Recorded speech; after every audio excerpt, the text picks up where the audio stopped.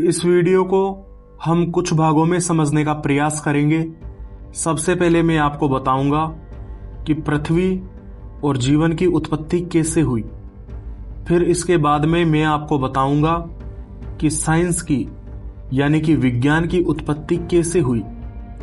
तो सबसे पहले पृथ्वी की उत्पत्ति के बारे में बात करते हैं। जब भी हम ब्रह्मांड के बारे में चर्चा करते हैं तो हम पूछते हैं कि हमारी पृथ्वी कितने सालों पहले बनी होगी, फिर उस पर कितने सालों बाद में इंसान आए होंगे। तो जब हम इन सब बातों का पता लगाने की कोशिश करते हैं तो हमें पता चलता है कि करोड़ों साल हो गए हैं। करोड़ों सालों का नाम सुनकर हम दंग रह जाते हैं। अरे यार, करोड़ों साल! लेकिन आपको बताना चाहूंगा कि जो करोड़ों साल है ना, यह आपकी दृष्टि में बड़े हो सकते हैं, लेकिन ब्रह्मांड की दृष्टि में यह समय का बहुत छोटा हिस्सा है। पृथ्वी की उत्पत्ति आज से 460 करोड़ वर्ष पहले के लमसम हुई थी। और यदि हम मनुष्य की उत्पत्ति की बात करें तो मनुष्य की उत्पत्ति आज से लगभग 10 लाख वर्ष पहले हुई थी। यदि हम इन्हें एक साल के हिसाब से देखें और मान ले कि 460 करोड़ वर्ष एक वर्ष के बराबर है, तो क्या आप जानते हैं हमारे इंसानों के अस्तित्व की उम्र कितनी होगी? मैं आपको बताना चाहूंगा कि लगभग 2 घंटे 15 मिनट के बराबर होगी। और यह तो मैं अभी की बात कर रहा हूं। अगर आज से कई सालों पहले अशोक सम्राट के इतिहास के समय की बात की जाए तो उस हिसाब से तो मनुष्य के अस्तित्व की आयु लगभग 18 सेकंड के आसपास थी। लेकिन अब सवाल आता है कि लालचंद मीना, वैज्ञानिक इस बात का पता कैसे कर लेते हैं कि हमारी पृथ्वी इतने साल पहले बनी थी और मनुष्य इतने साल पहले बना था? तो मैं आपको बताना चाहूंगा कि इसका जवाब कोई ज्यादा कठिन नहीं है। प्रकृति में एक तत्व होता है जिसका नाम होता है यूरेनियम। जैसे लोहा, सोना, चांदी, हाइड्रोजन, हीलियम इत्यादि तत्व होते हैं, वैसे ही प्रकृति में एक तत्व पाया जाता है जिसका नाम होता है यूरेनियम। इस तत्व की सबसे खास बात यह होती है कि यह स्थिर नहीं रहता है। यह एक अस्थिर तत्व होता है, मतलब यह बदलता रहता है, एक जैसा नहीं रहता है। इस तत्व से अलग अलग विकिरणें निकलती रहती हैं और धीरे धीरे यह रेडियम में बदल जाता है। और फिर रेडियम से भी अलग अलग विकिरणें निकलती रहती हैं, तो फिर धीरे धीरे करके यह एक स्थिर धातु में बदल जाता है जिसे सीसा या लेड कहा जाता है।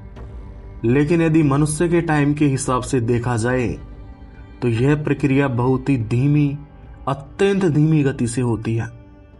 वैज्ञानिक रूप से यूरेनियम 238 का आधा हिस्सा बदलने में करीब 450 करोड़ साल लगते हैं। इस प्रकार यूरेनियम के सीसे में बदलने की प्रक्रिया में लगे समय के हिसाब से उम्र निकाल ली जाती है। वैज्ञानिकों ने इस धरती पे जो सबसे पुरानी चट्टान खोजी, उसकी उम्र लगभग 400 करोड़ वर्ष बताई जाती है। उस चट्टान पर जो यूरेनियम लगा था, तो उस हिसाब से उसकी उम्र का पता चल गया कि भाई इसकी उम्र लगभग 400 करोड़ वर्ष है। लेकिन हम थोड़े से कॉमन सेंस का प्रयोग करके इस बात का अंदाजा लगा सकते हैं कि पृथ्वी तो उस चट्टान के बनने से पहले ही उत्पन्न हो चुकी होगी। मतलब पृथ्वी की उम्र 400 करोड़ वर्षों से भी ज्यादा होगी। तो पृथ्वी की उम्र लगभग 460 करोड़ वर्ष बताई जाती है। पृथ्वी की उम्र लगभग 460 करोड़ वर्ष इस आधार पर बताई जाती है क्योंकि पृथ्वी पर जो उल्का पिंड गिरे थे उनकी उम्र लगभग इतनी ही थी। तो इस हिसाब से यह निष्कर्ष निकाला गया कि पृथ्वी की उम्र इतनी है। हमारा अस्तित्व पृथ्वी के कई सालों के बाद में आया था। मतलब धीरे धीरे करके जीवों की उत्पत्ति होना शुरू हुई थी। पहले एक कोशिकीय जीव बने, फिर उन एक कोशिकीय जीवों से बहुकोशिकीय जीव बने, पेड़ पौधे, जीव जंतु, मनुष्य इत्यादि बने।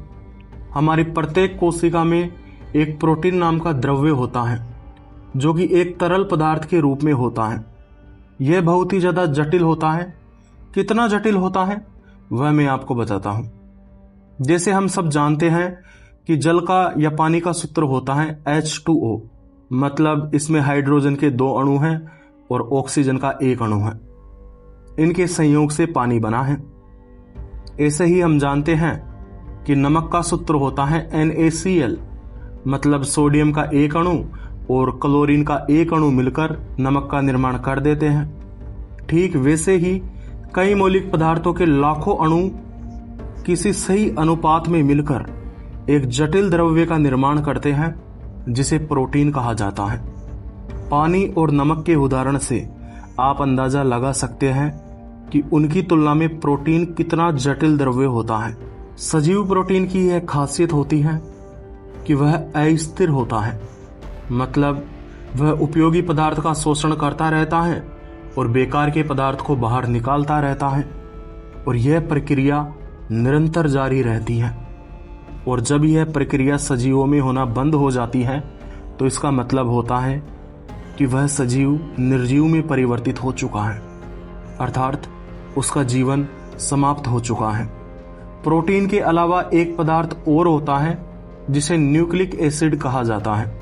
न्यूक्लिक एसिड के माध्यम से विभिन्न प्रकार के प्रोटीन का निर्माण होता रहता है तथा आनुवांशिकी संक्रमण, दोबारा बनना, विघटन होना इत्यादि होता रहता है। इस हिसाब से देखा जाए तो सजीव क्या है? सजीव है प्रोटीन और न्यूक्लिक अम्ल का मिश्रण। इन दोनों के सहयोग से धीरे धीरे एक कोशिका का निर्माण हुआ, फिर उस कोशिका से एक कोशिकीय जीवों का निर्माण हुआ, फिर धीरे धीरे बहुकोशिकीय जीवों का निर्माण होने लग गया और इसी प्रकार इंसान का निर्माण हो गया। और फिर उसके बाद में जो भी हुआ वह उत्क्रांति का फल है, मतलब इवोल्यूशन का फल है।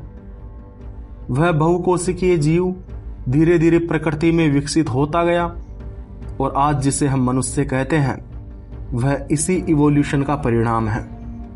इस प्रकार साधारण भाषा में कहा जा सकता है कि जीवन की उत्पत्ति प्रोटीन के अणु से हुई है और कई प्रोटीन अणु मिलकर एक जीव का निर्माण करते हैं।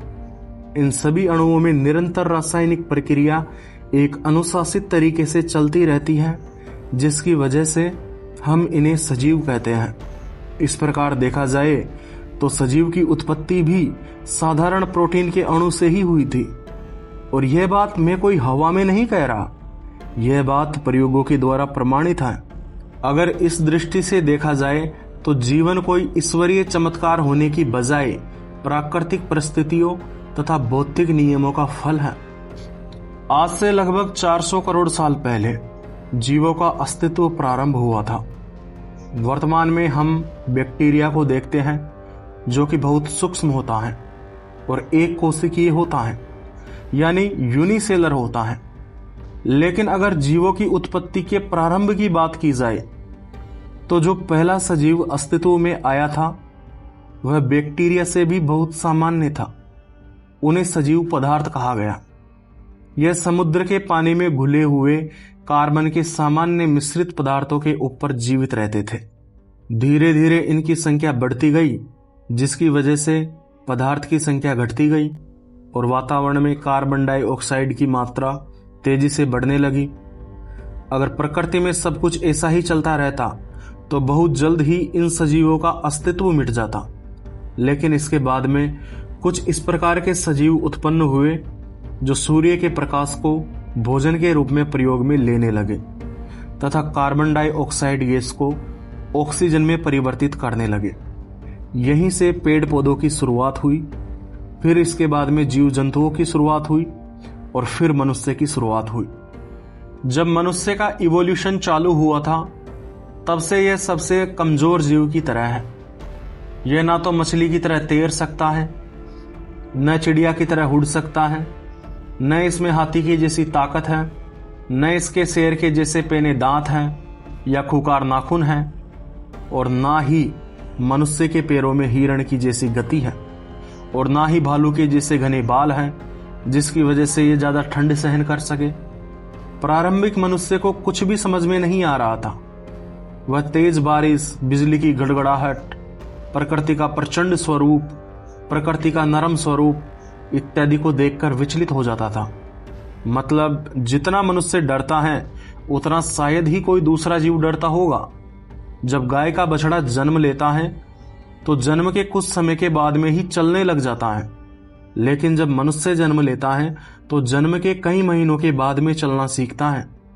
लेकिन मनुष्य के इतना कमजोर होने के बावजूद भी मनुष्य ने संसार के सभी जीवों पर राज किया है।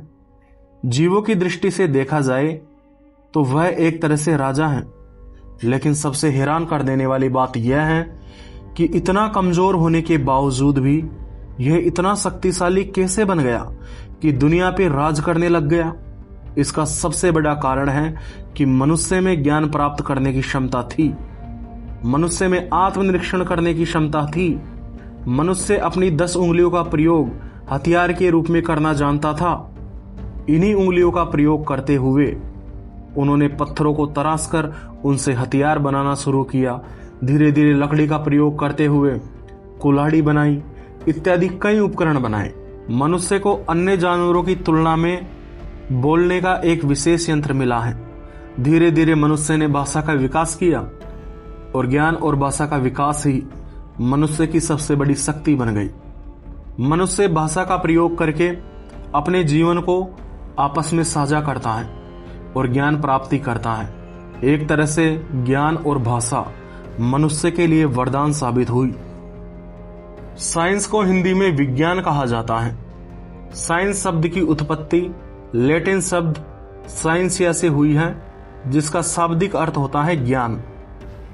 मनुष्य जैसा जीव विज्ञान की खोज कर लेता है क्योंकि मनुष्य के अंदर जिज्ञासा है, जानने की इच्छा है। मनुष्य के मन में कई सवाल उठते रहते हैं, जैसे कि यह क्या है, इसका रंग ऐसा क्यों है, सूरज सुबह और शाम को अलग अलग क्यों दिखाई देता है, यह कैसे काम करता है, मच्छर गुनगुनाते क्यों हैं, इत्यादि कई सवाल मनुष्य के मन में उठते जाते हैं। और इन सवालों की वजह से उसके मन में जानने की बेचैनी भी पैदा होती है। अपनी इस जिज्ञासा को शांत करने के लिए वह इनका जवाब ढूंढने की कोशिश करता है, और जब वह जवाब प्राप्त कर लेता है तो उसे एक आत्मसंतुष्टि का एहसास होता है। इस प्रकार जिज्ञासा का होना और ज्ञान प्राप्त करना मनुष्य का जन्मजात स्वभाव है। इस प्रकार मनुष्य को प्राप्त बुद्धि धीरे धीरे विकसित होना शुरू हुई। मनुष्य उसका प्रयोग करना सीख गया और यही विज्ञान की बुनियाद बनी। अगर हम आधुनिक विज्ञान की बात करें तो आधुनिक विज्ञान बढ़िया जांच पड़ताल, तर्क वितर्क और प्रयोग करने पर आधारित है। लेकिन शुरुआत में मनुष्य के पास में तथ्यात्मक जानकारी की कमी थी। उसके दिमाग में बस काल्पनिक कहानियां थी। यूरोप में राजा न्याय अन्याय का फैसला अपनी मान्यताओं के हिसाब से करते थे। उनके पास में कोई ठोस आधार नहीं होता था। उस समय कई गलतफहमियां प्रचलित हो गई, जैसे कि कोई ईश्वर है जो सभी मनुष्यों को कंट्रोल कर रहा है, या पृथ्वी ब्रह्मांड का केंद्र है। इस प्रकार उस काल का विज्ञान श्रद्धा पर आधारित था, ना कि तर्क पे आधारित था। मतलब वो उसे विज्ञान समझते थे, लेकिन वास्तव में वो विज्ञान नहीं था, क्योंकि विज्ञान श्रद्धा पे आधारित नहीं होता, विज्ञान तर्क पर आधारित होता है। उस समय पर एक तरफ तो बाइबिल थी जिसके ज्ञान को प्रमाणित माना जाता था। उस समय बाइबिल के ज्ञान को उतना ही प्रमाणित माना जाता था जितना कि आज विज्ञान को माना जाता है। और एक तरफ स्वतंत्र विचारकों जैसे एरिस्टोटल, अरस्तु जैसे ज्ञानी व्यक्ति थे। इन दोनों के मतों से विज्ञान की परिभाषा प्रभावित थी। उस समय विज्ञान एक तरह से एक पहेली बन गया था, जिसकी परिभाषा का निर्धारण बाइबिल तथा अरस्तु के ज्ञान के संतुलन से निर्धारित किया जा रहा था। ज्ञानी अरस्तु के अनुसार किसी प्राकृतिक चीज के आविष्कार के पीछे 2 कारण होते हैं। पहला कारण होता है कार्य कुशल कारण, अर्थात वह चीज जो कार्य को शुरू करने के लिए जिम्मेदार होती है या उस कार्य को करने के लिए जिम्मेदार होती है। यह चीज कोई व्यक्ति भी हो सकता है कोई शक्ति भी हो सकती है, या कोई वस्तु भी हो सकती है, या कोई परिस्थिति भी हो सकती है। कार्य कुशल कारण को एफिशिएंट कॉज भी कहा जाता है। अरस्तु के अनुसार दूसरा कारण होता है जिसे अंतिम कारण कहा जाता है। अंतिम कारण को एक तरह से उस वस्तु को बनाने के पीछे का उद्देश्य मान सकते हैं। किसी वस्तु को निर्मित करने का या किसी कार्य को शुरू करने का उद्देश्य क्या है, वही उसका अंतिम कारण होता है। इसे द फाइनल कॉज कहा जाता है। इतिहास इस बात का गवाह है कि जिस समाज में स्वतंत्र निरीक्षण, परीक्षण, अनुभूति और तर्क वितर्क को स्थान दिया जाता है, वह समाज उन्नति करता है, और जिस समाज में इन्हें स्थान नहीं दिया जाता है, वह समाज विनाश की ओर या अंधकार की ओर बढ़ता चला जाता है। 13वीं शताब्दी के आसपास यूरोप का भी यही हाल था। वहां पर स्वतंत्र अनुभूति, तर्क वितर्क और निरीक्षण पर आधारित ज्ञान को ज्यादा महत्व नहीं दिया जाता था, जिसकी वजह से यूरोप अंधकार में डूबता गया। उस समय की हालत आप इस घटना से अंदाजा लगा सकते हैं जो मैं अभी आपको बताने वाला हूं। उस समय माना जाता था कि पृथ्वी पर मनुष्य हैं। इसका मतलब पृथ्वी भगवान के द्वारा बनाई गई सबसे शानदार चीज है, इसीलिए इसे 100% ब्रह्मांड का केंद्र ही होना चाहिए, ऐसी लोगों की मान्यता थी। बस केवल इसी अंदाजे के आधार पर उन्होंने इस बात को मान लिया कि पृथ्वी ब्रह्मांड का केंद्र है, जबकि वैज्ञानिक कोपरनिकस और गैलीलियो इस बात से सहमत नहीं थे। उन्होंने ब्रह्मांड का केंद्र सूर्य को बताया था। उस समय ज्यादा व्यवस्था नहीं थी, लेकिन आज की दृष्टि से देखा जाए तो सौरमंडल का केंद्र तो सूर्य ही है। तो इस हिसाब से उन्होंने काफी सही कहा था। भले ही ब्रह्मांड का कोई केंद्र है या केंद्र नहीं है, इसके बारे में अभी भी जानकारी नहीं है, लेकिन फिर भी उन्होंने धर्मगुरुओं से तो कई गुना सही बात कही थी। लेकिन धर्मगुरुओं ने इस बात को यह कह के नकार दिया कि यह एक बकवास है, पागलपन है। उस समय यह माना जाता था कि सूर्य पृथ्वी के चक्कर लगाता है। ध्यान से सुनना, उस समय यह माना जाता था कि सूर्य पृथ्वी के चक्कर लगाता है और सूर्य, चंद्रमा इत्यादि बिल्कुल गोल एवं चिकने ग्रह होते हैं। लेकिन गैलीलियो ने दूरबीन का आविष्कार करके इस बात को साबित कर दिया था कि सूर्य पृथ्वी के चक्कर नहीं लगाता है, बल्कि पृथ्वी सूर्य के चक्कर लगाती है। और उन्होंने यह भी साबित कर दिया था कि सूर्य, चंद्रमा इत्यादि ग्रह गोल और चिकने नहीं हैं, बल्कि इसमें पृथ्वी की तरह ही पहाड़ इत्यादि हैं, जिसकी वजह से इनमें भी दाग दिखाई देते हैं। लेकिन उस समय के धार्मिक लोग इस बात को मानने के लिए तैयार नहीं थे, क्योंकि वे ऐसा कहते थे कि यह तो साक्षात भगवान पे उंगली उठा रहे हैं। उस समय लोग तर्क वितर्क पर कम चलते थे, बल्कि विश्वास पे ज्यादा चलते थे। इस वजह से उन्होंने इस बात को भगवान के अपमान से जोड़ दिया कि यह भगवान का अपमान कर रहा है। उस समय के धर्मगुरुओं ने कहा कि दर्शन शास्त्र और धर्मशास्त्र की दृष्टि से यह तर्क बिल्कुल बेतुके हैं। उस टाइम के धर्मगुरुओं ने तो यह तक भी कह दिया था कि ज्यामितीय विषय शैतानों के शास्त्र हैं। उन्होंने कहा था कि गणित पाखंड का विषय है और सारे गणितज्ञ पाखंडी हैं। गैलीलियो जैसे वैज्ञानिकों ने इस बात को साबित कर दिया था कि सौरमंडल के केंद्र में सूर्य है, पृथ्वी नहीं है। उन्होंने साबित कर दिया था कि सूर्य पृथ्वी के चक्कर नहीं लगाता है, बल्कि पृथ्वी सूर्य के चक्कर लगाती है। लेकिन यह साबित करने के बावजूद भी, ध्यान से सुनना, लेकिन यह साबित करने के बावजूद भी वहां के विश्वविद्यालयों में यह सब नहीं पढ़ाया गया। 26 फरवरी 1623 को भगवान का अपमान करने के अपराध में गैलीलियो को धार्मिक सभा में माफी मांगने का आदेश दिया गया। गैलीलियो जानता था कि मूर्खों के सामने बहस करने का कोई फायदा नहीं है, इस वजह से उन्होंने माफी मांग ली।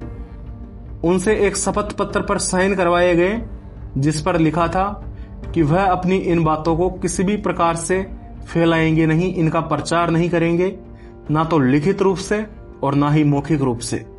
इसके बाद में जो भी किताबें गैलीलियो की बातों का समर्थन करती थी, उन सभी किताबों को वर्जित करवा दिया गया, उन पर प्रतिबंध लगवा दिया गया। गैलीलियो एक आशावादी व्यक्ति था। वह इस बात की आस रख रहा था कि उसे कभी ना कभी मौका जरूर मिलेगा जब वह अपने विचारों को प्रकट कर पाएगा। सन 1623 में ही इनके एक दोस्त थे जिनका नाम था कार्डिनल बेबेरिनी। ये पोप बन गए, अर्थात सभी धर्मगुरुओं के मुखिया बन गए। गैलीलियो ने सोचा कि उनका दोस्त ऊंचे पद पर आसीन है, इस वजह से उसका दोस्त उसका साथ जरूर देगा। ऐसा सोचकर उन्होंने अपने विचारों को फैलाने की ठान ली। इन्होंने अपने विचारों को फैलाने के लिए एक किताब लिखी जिसका नाम था विश्व के 2 महान सिद्धांतों पर चर्चा। यह किताब पूरे यूरोप में काफी प्रसिद्ध हुई थी। काफी लोगों ने इसे खरीदा था। इससे खुद को धर्मगुरु कहने वाले दोबारा से भड़क गए, चिढ़ गए और वो कहने लगे कि यह ईश्वर की बातों को झूठा साबित करने की कोशिश कर रहा है, यह पापी है। उन्होंने इसे चुप कराने का प्रयास किया। उन्होंने उनकी बात का अपमान करते हुए कहा कि पृथ्वी एक स्थिर संपदा है और सूर्य उसके चक्कर लगाता है। पृथ्वी सूर्य के चक्कर लगाती है, यह सिद्धांत बिल्कुल मूर्खतापूर्ण और अपमानजनक है। उन्होंने कहा कि आत्मा अमर होती है, इस बात को स्वीकार किया जा सकता है। ईश्वर मानव के रूप में हो सकते हैं, इस बात को भी स्वीकार किया जा सकता है। लेकिन पृथ्वी सूर्य के चक्कर लगाती है, इस बात को कदापि स्वीकार नहीं किया जा सकता। उनके पोप मित्र ने उनका साथ नहीं दिया और उन्हें आदेश दिया गया कि वो दोबारा से न्याय सभा में हाजिर हो, उन्हें सजा दी जाएगी। लेकिन गैलीलियो ने अपने मित्र से कहा कि मेरी तबीयत ठीक नहीं है और न्याय सभा मेरे स्थान से बहुत दूर है, इसीलिए मैं यात्रा करने में असमर्थ हूं। लेकिन उसके पोप मित्र ने कहा कि हम तुम्हारे पास कुछ वैद्य चिकित्सक भेज रहे हैं। अगर तुम्हारी बात झूठी निकली तो तुम्हें कठोर सजा दी जाएगी और घसीटकर सभा में हाजिर किया जाएगा। अंत में गैलीलियो न्याय सभा में हाजिर हो जाता है और न्याय सभा उसे अपना फैसला सुनाती है कि तुमने मना करने के बावजूद भी अपने सिद्धांतों का प्रचार करना जारी रखा, इस वजह से तुम्हें मृत्युदंड दिया जाता है। लेकिन अगर तुम अपनी गलती मान लेते हो और अगले 3 साल तक रोजाना पछतावा जाहिर करने वाली धार्मिक प्रार्थना को दोहराने का संकल्प लेते हो, तो हम तुम्हारे मृत्युदंड को माफ कर सकते हैं और इसकी जगह तुम्हें उम्र कैद की सजा सुना सकते हैं। गैलीलियो ने सोचा कि अब बचने का उपाय नहीं है, इसीलिए मैं उनसे माफी मांगकर उनके सामने गिड़गिड़ाकर अपनी सजा कम करवा लेता हूं। लेकिन इसके बाद में गैलीलियो को उम्र कैद नहीं दी गई, लेकिन उनसे कहा गया कि तुम्हें पूरी जिंदगी एकांतवास में रहना होगा और पूरी जिंदगी मौन व्रत धारण करना होगा। जीवन के अंतिम समय में वे अंधे हो गए और उसके कुछ सालों के बाद में उनकी मौत हो गई। उन्हें कभी भी अपने परिवार वालों से या अपने दोस्तों से नहीं मिलने दिया गया। लेकिन अब सवाल आता है कि गैलीलियो ने ऐसा कितना बड़ा अपराध कर दिया था जो उसकी सजा उसे अपनी पूरी जिंदगी एकांतवास में रहने के रूप में मिली। गैलीलियो जो बातें कह रहा था उसके पास में उन बातों का प्रमाण था और वह साबित करने के लिए तैयार थे। लेकिन इसके बावजूद भी, प्रमाण होने के बावजूद भी उनकी बातों पे ध्यान नहीं दिया गया, उनकी बातों पे यकीन नहीं किया गया, क्योंकि वो जो बातें कह रहा था वो बातें बाइबल के बिल्कुल उलट थी, विपरीत थी। जिन 2 सिद्धांतों की चर्चा वो कर रहा था वे सिद्धांत बाइबल के हिसाब से गलत थे और उस समय बाइबल को ज्यादा पुख्ता प्रमाण माना जाता था, क्योंकि बाइबल का संबंध ईश्वर से जोड़ा जाता था। इस वजह से ईश्वर विरोधी बातें करने की वजह से गैलीलियो को पापी समझा गया और उसे सजा दी गई। इस प्रकार कोपरनिकस ने विश्व को बदलने वाली अवधारणा रखी और गैलीलियो ने उसे साबित करके उस पर अपनी मोहर लगा दी। विश्व में इसकी बदौलत एक नए ऐतिहासिक सिद्धांत का निर्माण हुआ जिसके अनुसार प्रत्येक कार्य के पीछे कुछ ना कुछ कारण जरूर होता है और मनुष्य उस कारण को जानने में सक्षम होता है। भले ही हो सकता है कि किसी घटना का कारण अभी स्पष्ट ना हो, लेकिन वो आगे स्पष्ट किया जा सकता है। वास्तविक ज्ञान को प्राप्त करने के लिए यह सिद्धांत काफी अच्छा है। इन सब बातों को जानने से पूरे विश्व को एक नया और स्पष्ट नजरिया मिला कि जो कुछ भी घटित होता है वह ईश्वर या भाग्य या नियति की वजह से घटित नहीं होता, बल्कि एक मनुष्य के कर्मों की वजह से घटित होता है। लेकिन इस सिद्धांत में कुछ कमियां थी, इसीलिए शायद भारतीय दर्शन में इसे और स्पष्ट करके बताया गया कि मनुष्य जैसा कर्म करता है उसे वैसा ही फल भोगना पड़ता है। अगर मनुष्य आग में हाथ डालेगा तो जलने का बुरा फल वह दर्द उसे मिलेगा। अगर मनुष्य फूल को सूंघेगा तो उसे खुशबू का एहसास होगा, मतलब उसे एक सुखद एहसास मिलेगा। इसे कर्म विपाक सिद्धांत कहा गया, अर्थात कर्म फल का सिद्धांत कहा गया। लेकिन अब यहां पर एक नया सवाल और खड़ा हो गया कि यह सब बात तो ठीक है, लेकिन कोई व्यक्ति गरीब परिवार में जन्म लेता है और कोई व्यक्ति अमीर परिवार में जन्म लेता है, कोई व्यक्ति बीमार पैदा होता है, कोई व्यक्ति स्वस्थ पैदा होता है, तो इन्हें किस आधार पर गरीबी या अमीरी मिलती है? इन्हें किस आधार पर स्वास्थ्य या बीमारी मिलती है? भारतीय वैदिक दर्शन ने इसे इस तरह समझाने की कोशिश की कि मनुष्य का पुनर्जन्म होता रहता है और पिछले जन्म के कर्मों की सजा उसे अगले जन्म में मिल जाती है।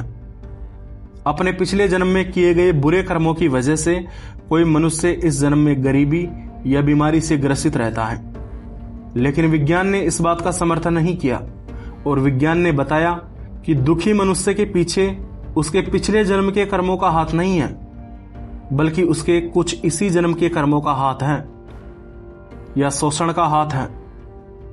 मनुष्य के जीवन में अनचाही परिस्थितियां आती जाती रहती हैं।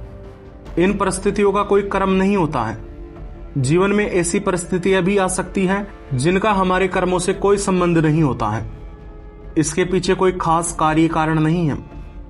विज्ञान इस बात को स्वीकार करता है कि उसके द्वारा अब तक कही गई कोई भी बात भविष्य में जाकर गलत साबित हो सकती है और वह बिना किसी विरोध के उस नई बात को अपनाएगा और अपनी गलती स्वीकार करेगा। विज्ञान कभी भी यह नहीं कहता कि मैं सब कुछ जानता हूं, बल्कि वह तो कहता है कि मैं सीखने की यात्रा पर हूं। और विज्ञान की इसी सोच के कारण आधुनिक युग में निष्पक्ष और वास्तविक ज्ञान प्राप्त करने का स्रोत वैज्ञानिक दृष्टिकोण ही है। वैज्ञानिक दृष्टिकोण में एक व्यक्ति किसी बात को इसलिए नहीं मानता कि वह ग्रंथों में लिखी हुई है इसलिए प्रमाणित है, या वह किसी विश्व गुरु ने कही है इस वजह से वह प्रमाणित है, या वह किसी आत्म साक्षात्कार करने वाले व्यक्ति ने कही है इसलिए वह प्रमाणित है। वैज्ञानिक दृष्टिकोण निरीक्षण, परीक्षण और प्रयोगों द्वारा प्रमाणित करने के बाद ही किसी बात पर विश्वास करता है और फिर भी यह विनम्रता रखता है कि सत्य इससे बिल्कुल अलग भी हो सकता है, लेकिन अब तक की जानकारी के आधार पर इतना तो सच है। तो उम्मीद करता हूं आज की बात आपको समझ में आ गई होगी। मुझे इतना ध्यान लगाकर सुनने के लिए आपका दिल से धन्यवाद।